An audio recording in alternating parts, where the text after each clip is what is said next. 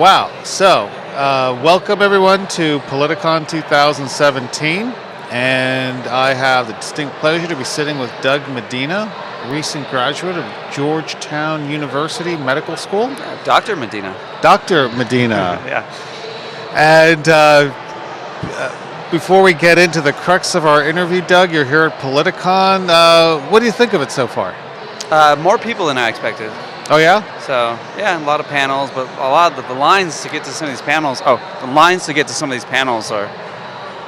around the block. It's crazy. And then some of them are sparsely attended. Yeah. I think they're going to need a bigger venue next year. That's what I think so, too. Yeah. Well, great, Doug. It's great to have you here. Now, Doug, you're in an interesting situation. You have just graduated from medical school. You're a doctor, and you're having trouble finding gainful employment. I mean, you're leaving a prestigious university. You're currently, you're teaching anatomy there over the summer. Yeah. So obviously, you're someone who's done very well at the university in their eyes, and like every other med school student, almost, you have a boatload of debt. Why the difficulties, do you think? Because doctors aren't supposed to have those issues.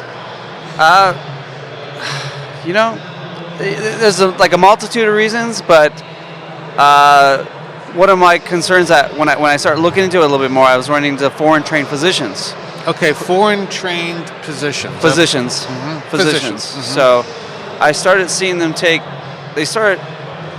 every year there's about 3,500 foreign trained physicians that get residency positions here in the United States. And a residency is really important to a doctor, because you graduate, you become a doctor, and then you spend how long, a year or 2 years in residency? It depends. It varies, 3 to 5 years. 3 to 5 years. Yeah. So So that's a really important next step in your career development. Yeah. Without residency training, you can't get a state license. So my medical degree is essentially worthless because I can't practice in the United States unless I have residency training. And your difficulty is getting that residency.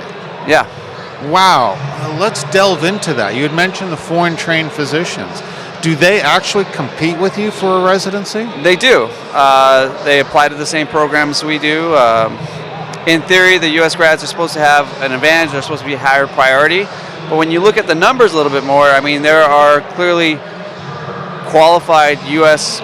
medical school graduates that aren't getting these positions, and in some cases to lesser qualified foreign trained physicians.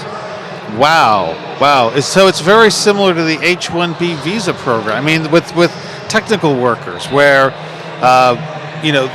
recently 60 Minutes ran a show where Disney employees were laid off. Before they were laid off, they had to train their H-1B visa replacement, all of whom were from India.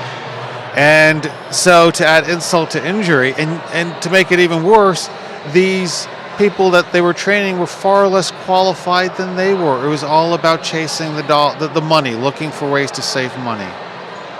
Yeah, I mean, that's the case here too. I mean, I know foreign trained physicians who had failed multiple failures on their licensing exams.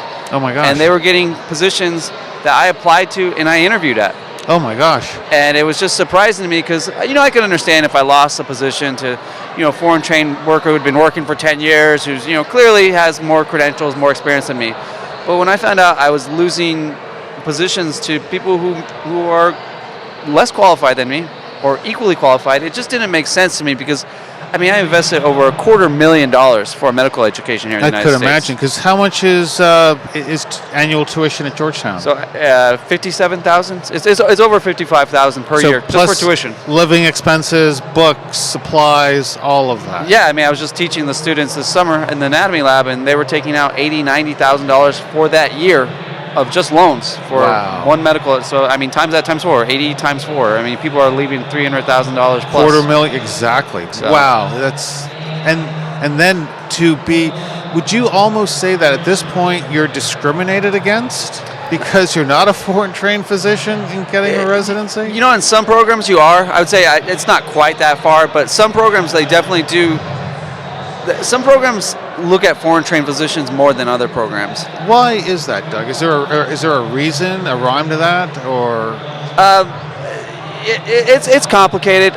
Some of these program directors who have been in from the 80s or 90s, who have been there for a while, might be foreign trained physicians for themselves. So they're trying to help out other foreign trained physicians get into the system. So in a way, it's kind of social Darwinism. A little bit. People hire and promote who they know. Yeah. Kind of. And if they're familiar with, a shop that is of this ethnic origin, country of origin, they tend to hire and promote up like that. Yeah, it's kind of like that. And you got to think, back in the 80s, early 90s, I mean, they needed foreign trained physicians to fill those positions. Mm-hmm. But, I mean, there's been a substantial increase in enrollment in medical school for the past 10, 15 years. And so now there's more students leaving medical school than there are residency positions. So there's not enough, we can't keep taking foreign trained physicians because there's not enough spots for our own U.S. trained physicians. Wow. And you said that they bring in 3,000 to 3,500 foreign trained physicians a year. That's correct.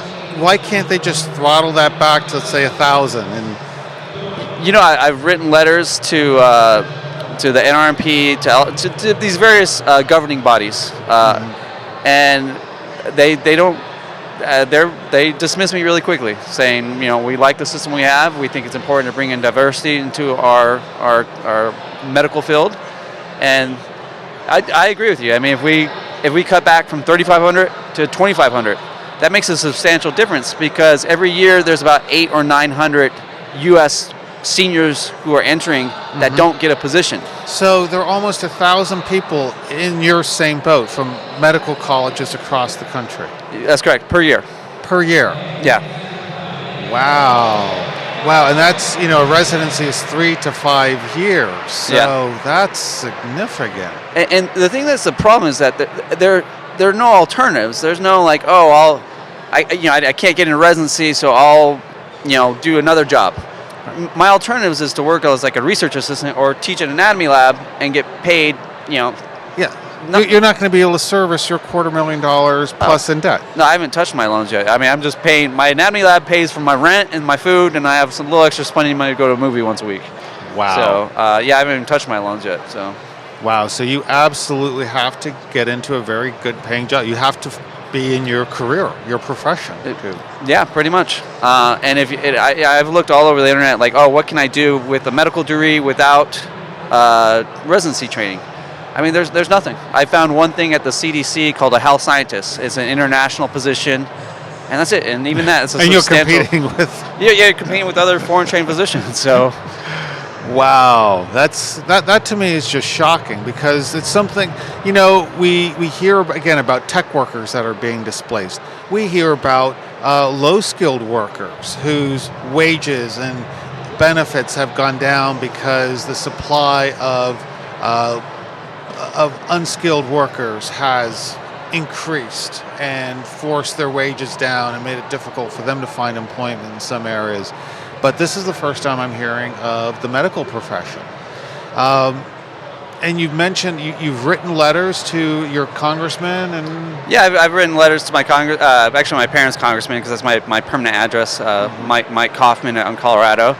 I've written letters to the Department of Labor. I've gotten some responses, but there's really nothing to go forward with it. And so I've gotten some polite responses. And so. Is there like a website out there where these 900,000 students a year that aren't getting residencies are kind of organizing, and is there anything like that out there? No, and I wish there were, because if we could come together with one voice, it would be very helpful. But schools have very strict privacy laws, so they can't release names of, this person didn't get a job, this person, so they don't do that.